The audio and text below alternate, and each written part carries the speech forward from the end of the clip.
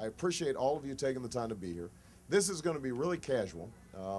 We'd gotten so used to doing these big rallies, and even our town halls were getting 2,000-3,000 people, and I figured, even though there's a B, that it might be nice to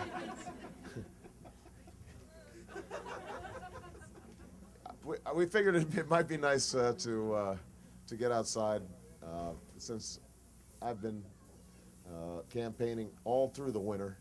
When you're in Iowa in December, it's a little cold. Then you go to New Hampshire after that. Even when we were in South Carolina, it was like 22 degrees. And so we're enjoying this weather. And I thought this would be a nice change of pace, just to have a chance to talk to a smaller group. And I know it doesn't feel very intimate at the moment. Just ignore them, pretend that they're not there.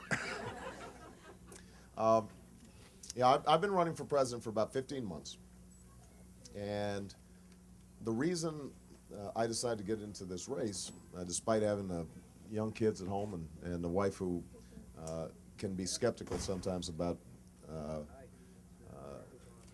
my political work, was that I thought that the country was really ready for a different kind of politics. I felt like there were so many big issues that hadn't been tackled, that we hadn't seriously dealt with rising health care costs for families and for government, that our economic situation was not getting better,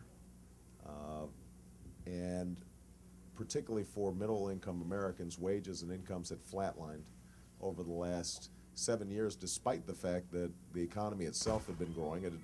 Corporate profits had done very well, but ordinary folks hadn't done very well.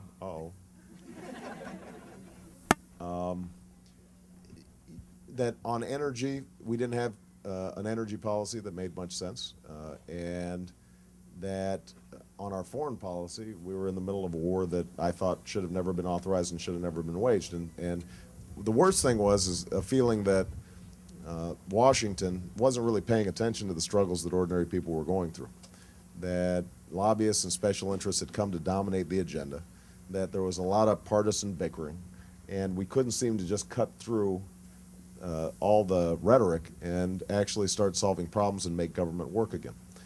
And so over the last 15 months, we've taken that message of changing the culture in Washington, as well as changing our policies, to 47 states. The only state I think I haven't campaigned in is South Dakota at this point. And we'll be going there after Pennsylvania. And everywhere we've gone, we've seen this enormous response. People really do feel like we've got to fundamentally change how Washington works. And that's what this campaign has been about. We've had a terrific contest between myself and Senator Clinton and the other candidates who were originally involved. I think the Democrats are pretty unified around some ideas. All of us have believed that we need to provide universal health care in one form or another. All of us, I think, have talked about the need to deal with global warming in a way that also encourages job creation through green jobs and green technology. All of us have talked about the importance of making college more affordable. But not all of us have talked about the need to change how Washington works. And so one of the key distinctions, I think, in our campaign has been the way it's really been built from the bottom up, grassroots. That we've been financed by ordinary people, that we have built our organizations through volunteers. And so we really feel like we've got a chance to break the mold and get out of the typical pattern of our politics over the last 20 years. Now, the last point I would make is, since I started running, though, many of the problems that had been there under the surface and weren't really being talked about, particularly in terms of the economy, have come to the surface fiercely. It started with the housing crisis. Because of the lack of regulation, because of the lack of oversight in the mortgage lending industry, you had a lot of loans going out there for homes that were deceptive, in some cases predatory. In some cases, there just wasn't any regard to whether people actually had the salaries and income to support the loans that they were getting. Once that started crashing, Now suddenly Wall Street gets nervous and it stops lending to businesses and individuals who actually are doing well. The whole economy starts locking up and we start spilling into a recession. You've now got millions of people who are at risk of losing their homes, and we've got much higher unemployment rates. People are unemployed longer. Incomes and wages are likely to go down even further. Since they were going down during expansion, you've got to assume that they're not going to be doing well during a potential recession. We haven't made the investments in infrastructure. We still have a huge national debt. And now, I think what probably is most fiercely on people's minds is that oil prices have hit new records every day. And so people are just getting hammered day to day. If you've got to drive 20, 30 minutes to your job, you may, depending on what car you have, you may be spending anywhere from $75 to $100 more a month just on gas. And with people working on such small margins to pay their bills and not being able to take out home equity loans to pay off debt or credit cards, we've got a lot more serious a problem than we even had 6 months or 9 months ago. So what I want to do was just hear from you. Our focus is going to be on bread and butter issues. I didn't want to spend too much time talking about foreign policy, although if somebody's got just a burning question, I'm happy to talk about it. But really what we wanted to see if I could do is just hear from you, not just to answer questions, but also get some comments from you in terms of what you're seeing day to day, both in your lives of your family, your friends, where you think the government could be most helpful, what frustrates you most, but what opportunities and possibilities. If you've got a good story to tell about how you've been able to retrain for a new job, or you've been able to start a business that is an example of American entrepreneurship, and or if you've got just a complaint about how financial aid works or the tax code or what have you, anything like that, I'm happy to hear about. And we've probably got about 30, 35 minutes together. So hopefully we can get in more than just a few comments. All right? So we got a bunch of microphones. And who wants to start off? This looks like a pretty energetic group. There you go. You've already got the mic, so fire away. And introduce yourself again when you... First of all, welcome to Montgomery County. My name's Carl Toman. Thanks. One thing I have not heard anybody discuss at all is the press. A free press is really important to a democratic society to have an open exchange of views. Right. And with certain people like Rupert Murdoch owning a lot of different media outlets at the same time, that restricts the open exchange of ideas. What can be done to... the FCC under the New Deal and FDR, they had a policy of one media outlet per city per corporation. Right. Would that be a good thing to go back to, or what can be done to ensure that our press is really giving a free, all point of view to the population so they can be informed? Thank you. Well, it's a great question, and obviously we've got a lot of different press here. So, I think the press would argue that there are a multiplicity of voices out there, but you're absolutely right that there's been a lot of media consolidation, and that's happened partly because it's so expensive to set up big TV networks. The barriers to entry are so high that when a company like Clear Channel starts gobbling up all the radio stations, or Rupert Murdoch starts having his eyes on a bunch of different media outlets, they can outbid a lot of smaller outlets. What I've said is that I'm committed to having the FCC review what our current policies are in terms of media diversification. And part of what I want to do is to expand the diversity of voices in media, or have policies that encourage that, taking into account that the nature of our media itself is changing so rapidly that the most important thing we can probably do is to preserve the diversity that's emerging through the internet. The internet is not yet the major source of news for people, but it's increasingly becoming the major source of news. And certainly for folks your generation, I think people tap into the internet a lot more. There is still a multiplicity of voices on the internet. And so the question is, how do we preserve that as bigger companies want to start getting into that space? And a good example of the recent controversies around this has to do with something called net neutrality. Right now, a portal, when you log on, basically you can capture any website, and it's like universal service. You can get to any website, and everybody's got access. There's been talk of some of the big services wanting to charge a premium for certain websites and not others, right? So, you might log on and Time Warner would come in and it would look really good, and there'd be video stream, and you could, it'd be real high speed. And then if it was, Joe's blog, then that would come in at a snail's pace, and, it wouldn't have as much, you wouldn't have as many bells and whistles because they were paying a lower rate.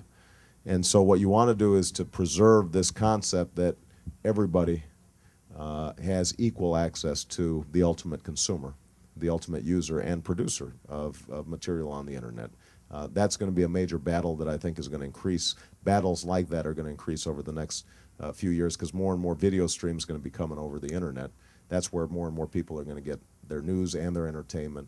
And we've got to make sure that that's a wide open space so that the next Google or the next YouTube has as much chance of getting on as they have over the last 10 years. That's a major source of economic growth. All right. Yes, sir. Don't worry, I'm not going to. I know you guys are behind me. Go ahead. Hugh Hyatt. I want to say, first of all, that this is the first time I've been active in politics since Vietnam. And it's thanks to the things that you talked about in the beginning. And I would like to make a comment about foreign policy. I think calling what we're doing with the terrorists a war on terror is a big mistake. I said that the day that Bush declared that. It's a war. There's no end. They're criminals, and we ought to be going after them as criminals, not giving them the status of a foreign nation. You don't need to respond to that at all. That's the editorial comment. That's the editorial comment. Right. I'm a self-employed computer consultant, and I haven't really had any work since January. I spend most of my days looking for work. But I think it's really, I'm frankly skeptical of the ability of the federal government, and particularly one person, even if it's the president, to really do much about the economy. The economy is so large.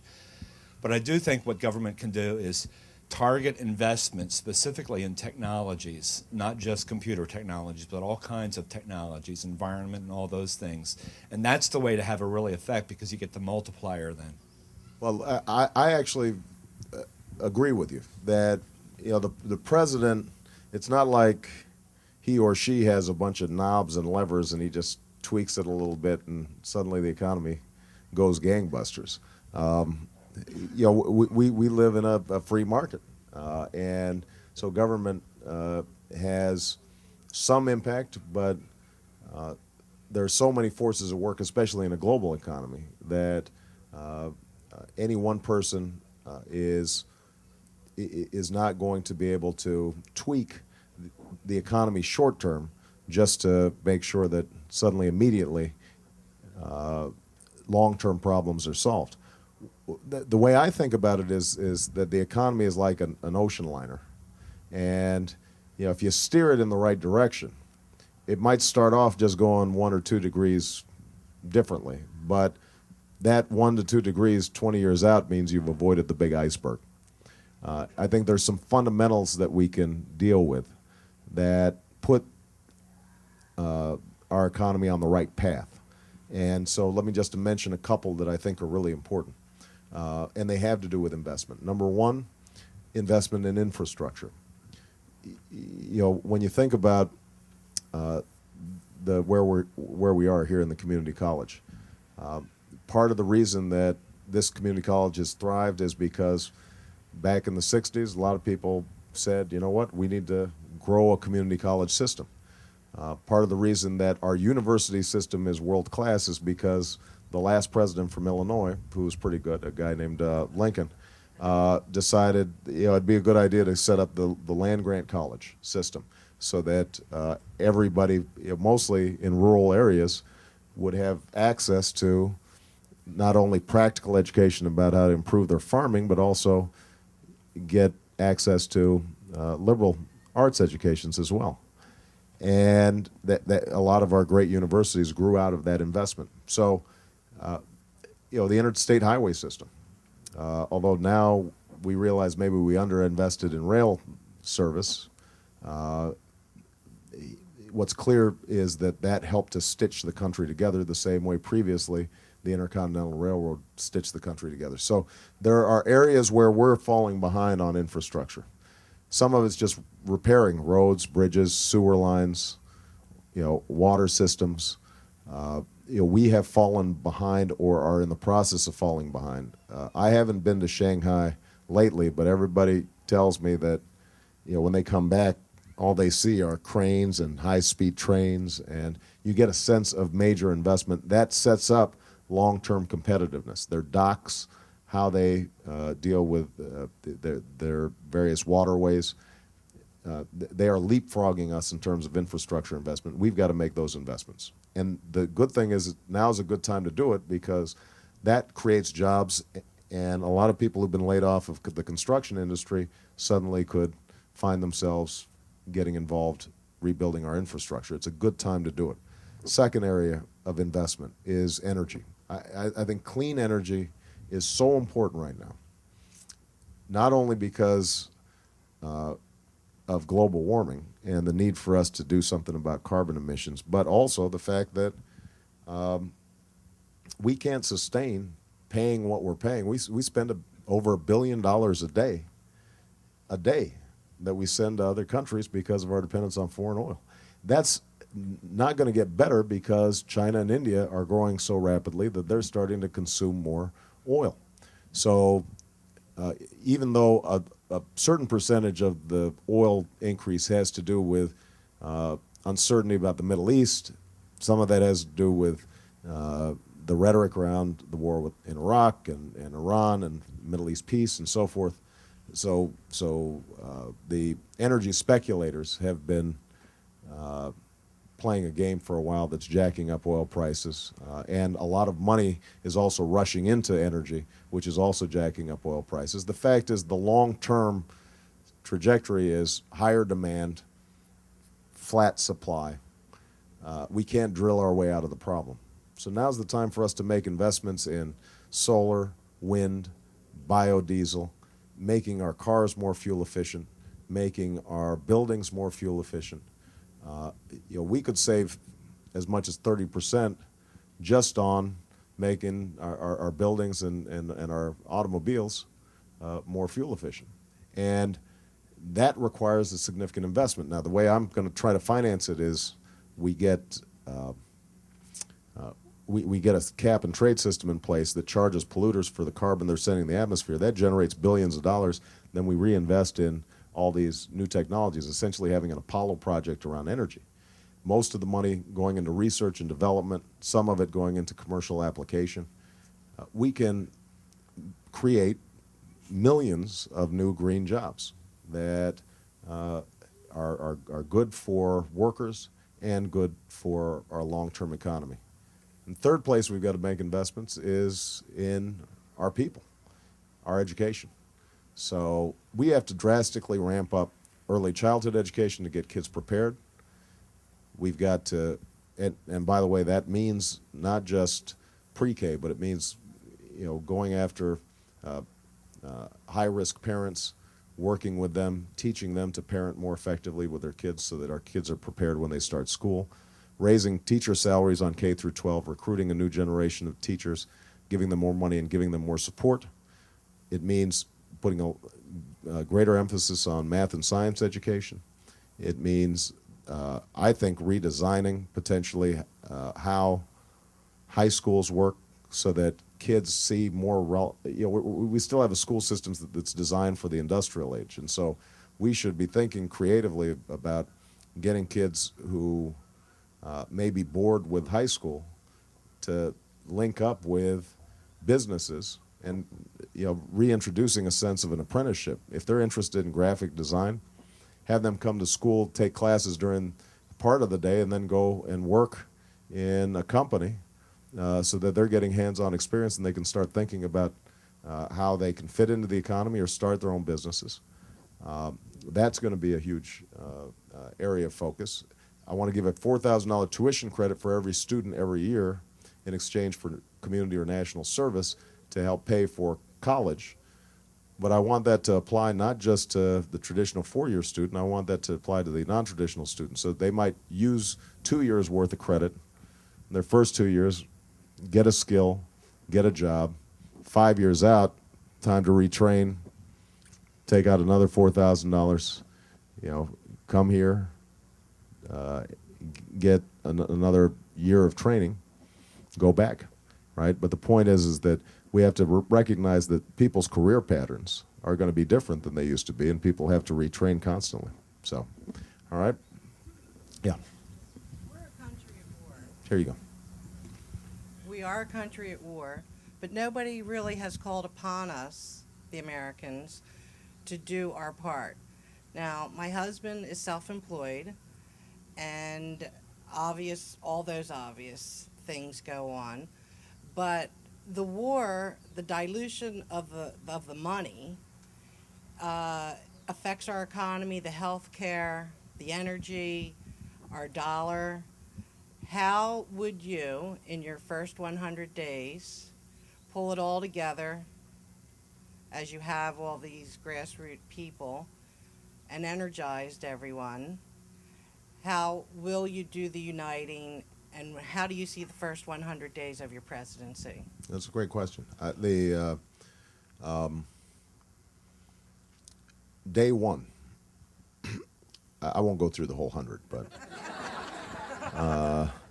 day one is to call in the Joint Chiefs of Staff, my national security apparatus, and I've been saying this for a year, to call them in and give them a new mission, which is we're going to set a timetable for withdrawal out of Iraq.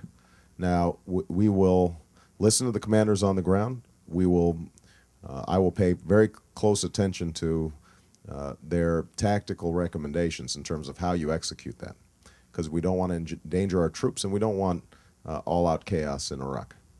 But it is my strategic judgment that setting a timetable is actually going to accelerate the kind of diplomacy both inside of Iraq and in the region that's required to create long-term political stability.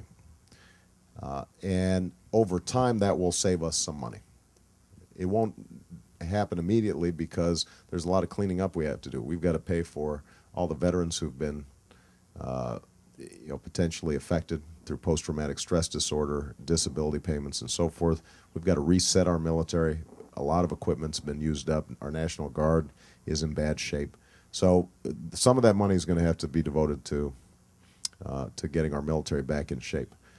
And it will take about 16 months for us to pull that forward. But in my first 100 days, I will set that new mission. Second thing I want to do during that first 100 days is to get our healthcare system, to get a healthcare reform process moving. I've put forward a plan that says, your husband is self-employed. I don't know, what are you guys doing in terms of health insurance? Are you buying it on your own right now? Yes. How much is that costing you? About $12,000 a year. About $12,000 a year. So you're paying about $1,000 a month on healthcare, and $1,372 per month. That's a lot of, yeah.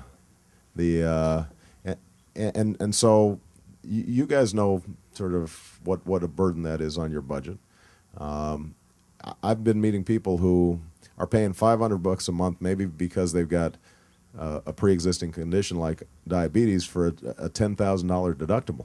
I mean, essentially, they don't really have health insurance. What they've got is it's house insurance, it's catastrophic insurance. They just want to make sure that they don't lose their house if they get really sick. But day to day, they can't afford to go to a doctor. And so what I think we have to get right immediately, because it's on so many people's minds, not just families but also businesses, is a process where we are moving forward, recognizing we're not going to scrap the whole system that we've got and suddenly move to a system like they have in Canada or England, but recognizing that the market alone is not going to solve the problem. So what I've said is, if you've got health insurance that you're happy with, then we're going to work with your employer through a catastrophic reinsurance plan to lower premiums by about $2,500 per family per year. If you don't have health insurance, or if you're self-employed and the health insurance you have isn't optimal, then you will be able to buy into a plan that is similar to the plan I have as a member of Congress. With a big pool, we'll have millions of people in the pool, so we can negotiate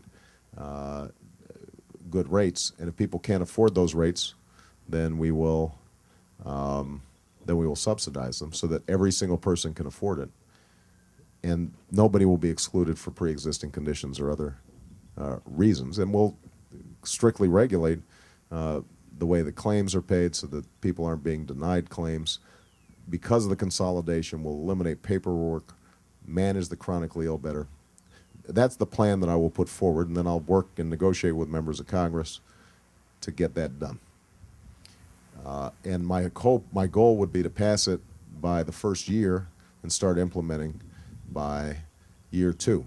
In the interim, there's some things immediately we can do on healthcare, like signing the S-CHIP program, the Children's Health Insurance Program, so that immediately they've got more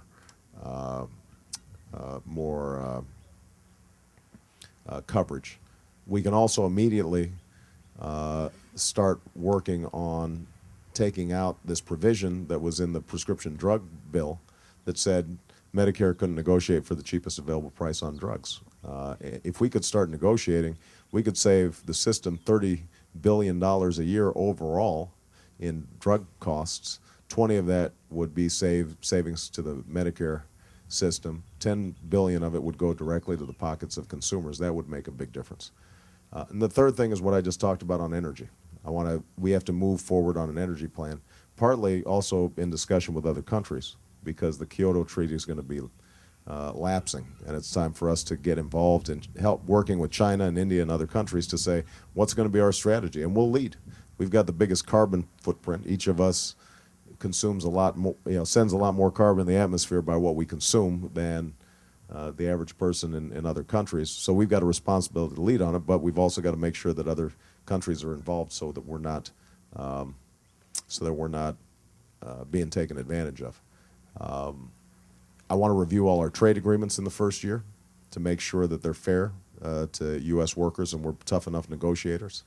I also want to make sure that this is not an economic issue, but I want my Attorney General to review every executive order that's been issued by George Bush to see that we haven't undermined our Constitution over the last 7-8 years.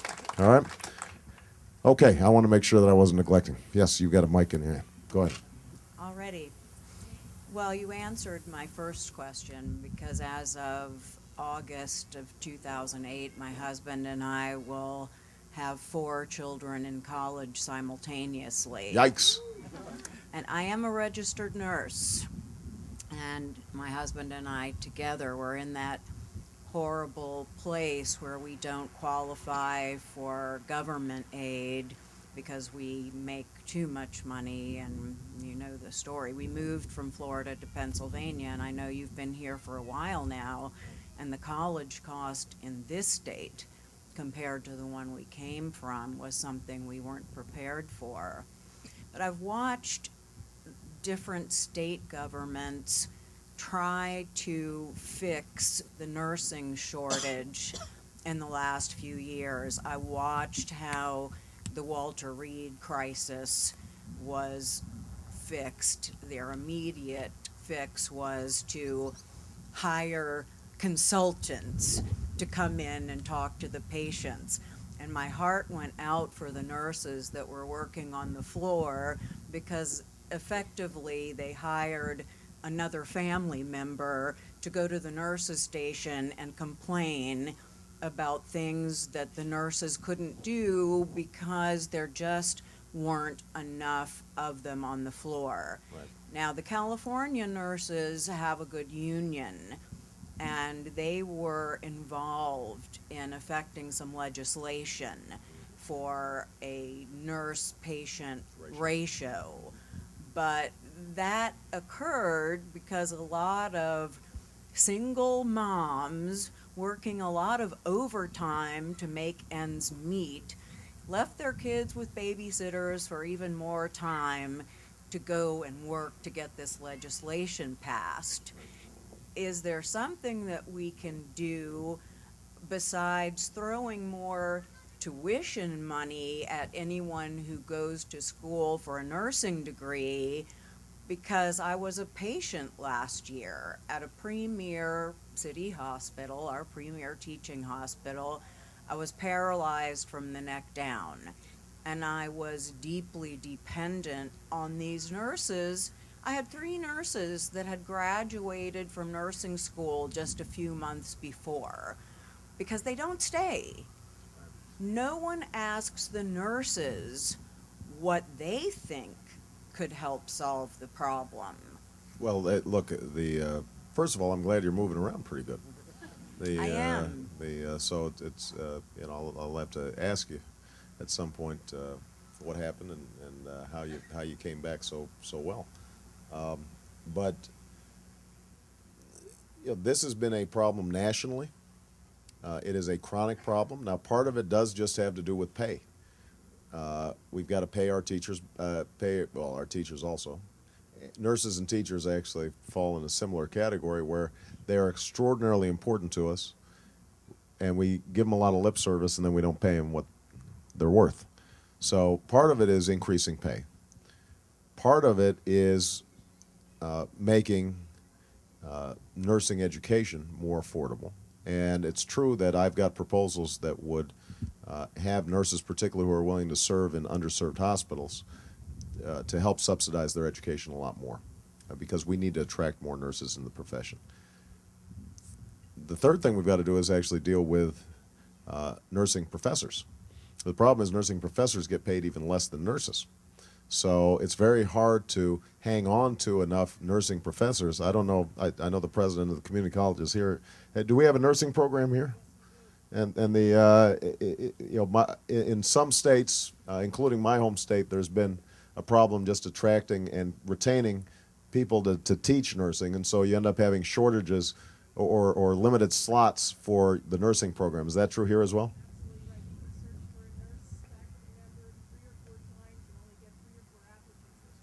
Right. Right. So that's an area that we've got to deal with. But the last part is exactly what you referred to, which is working conditions for nurses. Part of what you've seen in the medical profession is as providers get squeezed, they try to figure out where do we save money. And the way a lot of them have decided to save money is we're going to have more nurses per patient, more overtime hours, and the strains on nurses just get to be too much. And so people then leave the profession for something easier. That's not good for the patients, and it's not good for the nurses. And so I actually have been a supporter of setting up guidelines for what proper nurse-patient ratios need to be. And it generally is resisted by hospitals, partly in fairness to them because they're also being squeezed by the other side. Their Medicare reimbursements aren't good enough. And so they're thinking, okay, you're telling me I've got to have a certain number of nurses, I've got to pay them a certain amount, but you're not giving us reimbursements, and I've got to serve these folks. And that's something that I think that we're going to have to address. That's why overall healthcare reform is so important, because if we've got to squeeze efficiencies out of the system, we've got to save money that we can then put into hiring more nurses, improving the quality of their work, reimbursing providers more effectively. All that stuff has to take place on parallel tracks. But we can't, we can't just print money and start paying more nurses. We're going to have to make the overall system more efficient if we're going to be able to do what needs to be done to encourage more people to go into the profession. All right. So let me make sure that I'm not. Here, go ahead. Thank you. Kristen Ciani, and I am a teacher. And that is one of my biggest concerns, not only benefits for teachers and the fact that we need better pay, but the education system as a whole. I really think that we've moved from talking about the process of education to just worrying about the product. We worry about test scores and all those kinds of things that don't necessarily matter. I think we need to look at what's better for our children and how we can make education then more about teaching them how to learn as opposed to just teaching to a test. Well, look, what grade do you teach, by the way? I taught third grade. Now I was home with my boys for a while. Now I'm back to teaching kindergarten. Uh-huh. Well, I've got a first grader and a fourth grader, so I care about this a lot. I do, and I love what I do, and I think that it's become something that it shouldn't be. Yeah. Well, the idea behind No Child Left Behind was actually a good one, which is our kids do have to have high standards, and our kids are going to have to compete in ways that, frankly, we didn't have to compete in earlier generations. I mean, it used to be that, you know, if you were unskilled but had a good attitude and were willing to work, you could find a job that you could support a family with. That's just not true anymore. So we've got to have high standards. I think a lot of the ideas in No Child Left Behind, like having a highly qualified teacher in every classroom, made a lot of sense.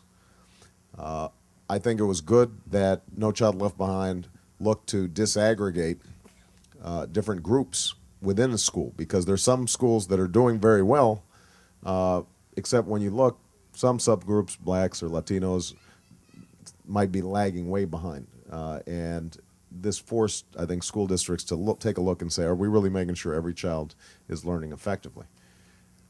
The problem, though, is what you identified. Well, first of all, they didn't put enough money into it for all the mandates that were being placed on local school districts. But the second thing is the assessment was built around a single high-stakes standardized test. It wasn't even a test that was applied at the beginning of the year to, you know, give teachers a tool to figure out where a student is, and then maybe you retest at the end of the year and you can see if progress was being made. The way the test was structured, it comes 3 or 4 months in the middle of the year, and it's not coordinated all the time with the state or the local community, so there might be 3 different tests that kids are being tested for. And pretty soon, administrators and teachers say, you know, we've got to teach to the test in order not to be labeled as failures, because it wouldn't take into account our kids coming in already 3 years behind. You know, if they are, and at the end of the year they're only 1 year behind, the school's done pretty good. They've caught up 2 years, but under No Child Left Behind, they're still labeled as a failure. So what we've got to do is change the assessment. It can't. I have no problem with having a test as a diagnostic tool at the beginning of the year and maybe at the end of the year. But in the middle of the year, during the course of the school year, I want kids to learn, as you said, how to learn. I don't want teachers teaching to the test. I don't want kids learning to a test. I want them learning subject matter and being engaged creatively. And so this has been a major priority, working with teachers and educators to reshape the assessment so that schools aren't being punished, creativity is being encouraged, and we're able to, you know, hold teachers accountable, but hold them accountable for being good creative teachers as opposed to just hammering away at the same subject matter again and again and again. So, all right. Right there. Actually, this is to go along with the education. And you being on the Daily Show tonight. That's very important, yes. Well, Jon Stewart hosted a night of too many comedians, and the focus was autism. With an increase in autism, I myself suffer from dyslexia and students with disabilities. When I was in high school, my high school didn't want to send me to an alternative school where I could learn. They told me I was old enough to drop out because they didn't want to lose that money from the state. How are you going to fund special needs students? Well, my goal is going to be to fully fund special education. We've never met that funding goal. The federal government promised when the IDEA was first passed, special education mandate was first passed, that it would get 40% of, that federal government would fund 40% of total special ed funding. It's never gone above 18%. So then local school districts end up being severely burdened by the whole thing. And, I think that we've got to give local communities more help, and the federal government's got to take a role in providing more help. We've also got to recognize that if we do a better job diagnosing kids early, then we can save them a lot of grief and improve outcomes a lot more quickly. And so setting up early screening that's more effective than it is right now, I think is going to be really important. The final issue has to, you mentioned autism. That's an area, that's an example where our investment in basic research and basic science has to drastically increase. I was mentioning earlier investments, infrastructure. One of the things that I left out was investment in basic science and technology. I mentioned it in terms of energy, but the same is true on, the biotech and the genome sciences. Huge opportunities for us to figure out what are the sources of diseases, how can we prevent them, or at least intervene more quickly. And autism, I think, is a prime candidate where we've seen just a skyrocketing autism rate.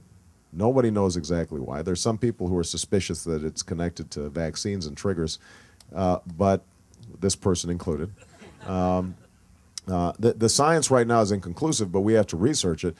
Part of the reason I think it's very important to research it is those vaccines are also preventing huge numbers of deaths among children and preventing debilitating illnesses like polio. And so we can't afford to junk our vaccine system. We've got to figure out why is it that this is happening, so that we are starting to see a more normal, what was a normal rate of autism. Because if we keep on seeing increases at the rate that we're seeing, we're never going to have enough money to provide all the special needs, special education funding that's going to be necessary. Okay?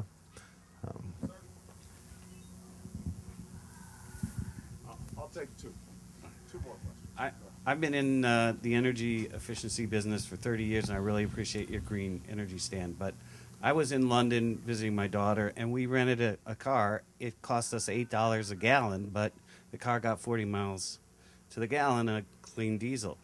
How are you going to reconcile the guy you're going to run against in the fall is saying we should lower the cost of gasoline, and yet $8 a gallon gives a price signal that people really need to see for us to really meet global warming? Well, look, I've said I think John McCain's proposal for a 3-month tax holiday is a bad idea. You got 18 cents. We're talking about 5% of your total cost of gas that you suspend for 3 months, which might save you a few $100, that then will spike right up. Now, keep in mind, it'll save you that if ExxonMobil doesn't decide, we'll just tack on another 5% on the current costs. There's no mechanism that I know of that John McCain's proposed that it will prevent the oil companies from taking advantage of it. And in the meantime, we've just drained our highway fund, which means that we're not investing in the infrastructure that we need. My preference, look, people need immediate relief. And so I actually have proposed a middle-class tax cut that will put as much as $1,000 into the pockets of families making $75,000 or individuals who are making $75,000 or less. Families could get up to $1,000 in savings. And that will help offset some of the increased costs in gas right now. But in the long term, we've got to conserve. And I think the best way to do it is to increase fuel efficiency standards on cars. Now, I don't want to jack up the costs. I'm not going to impose an additional tax on gas because consumers just can't bear it right now. I meet too many families who, unfortunately, because of some long-term decisions that we've made, they're driving 30, 40 miles. They don't have a mass transit option that can get them to work. And so this is just money out of their pockets. And so the way that we transition has to take into account that that until people have good options, they might not be able to trade in the old Suburban that they've got right now for a Prius, particularly because the credit markets right now, it's harder to get a car loan. We've got to take into account the realities that people are experiencing day to day. But I absolutely agree with you with the basic idea that our long-term energy future involves using less oil. That's the way we've got to approach it. It doesn't involve, we have 3% of the proven oil reserves in the world. We consume 25% of the world's oil. It's just not sustainable. So, okay, I've got time for one more. I'll take these two right here. You had your hand up, and I felt like I skipped over you. Thank you. My question is more about how we're talking about trust in the government and things like that. I spoke to somebody recently who was saying that we shouldn't be complaining about gas prices because it is $8 a gallon in Europe and other nations. But I feel like they also have universal health care, they have universal education, and they have those things through taxation. But here in America, our government taxes us, and we, the people sitting here, aren't seeing healthcare and education and things like that. We're seeing it trickle down very slowly through big oil and other big corporations. And really what I'd like to ask is, how are you going to give us our faith back in our government, that our government that we're electing for us is actually going to be for us by supplying those things through these taxes increases that are going to be inevitable because you can't pay for something with no money? Well, look, I think it's a great question, and one of the things that I really believe in is accountability and transparency in our budget. That's why last year I worked with a Republican colleague of mine to pass what we called Google for Government. No offense to Yahoo, but it has a better rhyme to it. But the basic idea is a searchable database where everybody can go online and find out where's your money going. If it's going to build a bridge to nowhere, then that should be publicly exposed and people should know it. If it's going to a no-bid contract to somebody, we should know that. So it's really important, I think, to just get people to have more confidence that their tax dollars are being spent wisely. That's one of the reasons why, one of the things I want to do in my first 100 days is trigger an audit of our tax code. I want tax experts and economists to go through our tax code. We've got $1 trillion worth of loopholes and tax breaks. And I want to find out which ones are actually doing something and which ones aren't. Which ones are producing jobs. There was a bill called the American Jobs Act. It's a pretty nice title. We all believe in American jobs. But basically what the bill was it allowed companies that had shipped jobs overseas, who had made profits overseas, to repatriate those profits at a 5% tax rate instead of the 35% rate that companies who made their profits here in the United States were being taxed. So you had these huge companies, pharmaceutical companies, oil companies, who were bringing all these profits back and being taxed at 5%. And nobody's sure exactly how many jobs were created, but I think the best estimate is not many. It was just a big boondoggle. It was a big corporate giveaway. So it's not just on the tax side, it's also on the revenue side. Who's paying their fair share? And we've got to, I think, do a better analysis. And the American people need to know, that for example, already some of the Republicans are ginning up their potential attacks against me. Oh, the guy wants to increase taxes, and John McCain wants to cut taxes. Well, look, right now, Warren Buffett, I guarantee you, is paying a lower tax rate than most of you here, if you work. because most of his income is in capital gains and dividends. So he calculates he pays a little over 15% because he pays a little income tax, a fraction of 1% on income tax and payroll tax. But he's paying maybe 16, 17% in taxes. You self-employed guy who's paying over $1,000, $1,372 a month on healthcare premiums. You're who knows what you're paying, but I guarantee it's not 16. Say, she keeps track. But the point is, so when I say, look, we're going to roll back the Bush tax cuts on the top 1%, and they say, tax increase. No. Yeah, I'm going to ask them to pay a little more so you can pay a little less. There's got to be a principle of fairness in our tax system, and that's something that's been missing. All right, I'm going to make this the last question. Young lady right here. Go ahead. Thank you. Is it on? Yeah. Thank you, Senator Obama.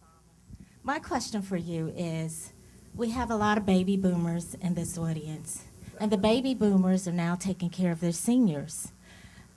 The problem is we're taking our seniors into our homes.